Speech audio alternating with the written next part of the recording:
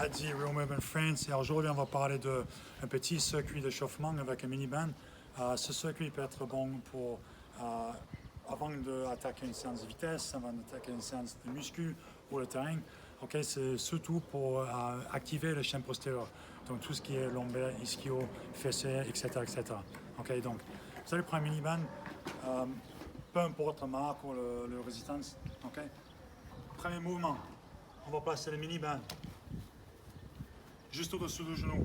Donc tout le monde connaît Monster Walk, on va faire une dizaine de pas d'un côté à l'autre. Cette fois-ci, on va rester sur place. Ce que je veux qu'on fléchisse le genou, okay, on va contracter nos fessiers, okay, quand on fait ça. On va enfoncer les pieds au sol, donc 3 points de contact, talon, grand orteil, petit orteil. Okay. Ici, larges épaules. Et tout ce que je vais faire, je vais bouger un pied dans un sens, le pied qui reste statique, okay, je vais enfoncer ce talon au sol. Okay, et je fais un pas, pas forcément un grand pas, juste un pas de côté. 1, okay, 2, 3. Okay. L'importance avec ce mouvement-là, c'est le jambe qui est stable. Le jambe qui est stable, on va vraiment une grosse contraction de fessier et on fonce, comme je dis, ses pieds au sol. C'est ça qui va activer le fessier, c'est ce mouvement-là. Okay? On va faire 6 à 10 répétitions de chaque côté. Donc je fais un dernier séance complète. 1, 2, 3, 4, 5, 6, 7 et 8. Ok, 8 répétitions. Maintenant, on va bouger. on va y aller au sol. Ok, on va monter le mini-band juste au-dessous du genou. Ok, on va se mettre de côté sur le coude. Ok, maintenant on va faire ce qu'on appelle clams. Donc avec un clam, ce qui est important, ce que je veux, le talon soit en ligne avec nos fesses. Donc si je prends, si j'ai une règle, je peux mettre entre mes talons et mes fesses sur la même ligne, le même angle. Ok.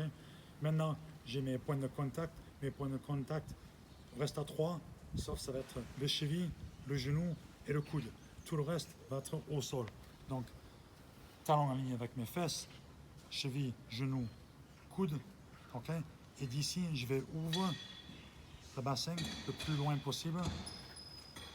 Je vais au sol. 2, 3, 4, 5, 6, 7 et 8. Ok, 8. Dernier mouvement, c'est notre circuit. Hip bridge. Ok. Maintenant ici, le mini-band il ne bouge pas, il va être juste au-dessous du genou. Ok. Pied plat au sol. Ici, je vais mes omoplates retracter. Ok. Et ce que je veux, c'est un mouvement dynamique cette fois-ci. Ok. Je vais un mouvement dynamique sur le montée, on va tenir 1 ou 2 secondes et après redescendre en contrôlant le mouvement. Donc, 1, 2, 3, 4, 5, 6, 7 et 8. Ok. Ça, c'est un tour de notre circuit d'activation chaîne postérieure. En général, je demande 2 ou 3 tours pour être bien activé pour notre séance. Comme je dis, séance vitesse, séance musculation, séance terrain, peu importe. Ça va vous réveiller le chaîne post. Donc, ischio, fessier, lombaire. J'espère que ça vous a plu et au prochain tuto.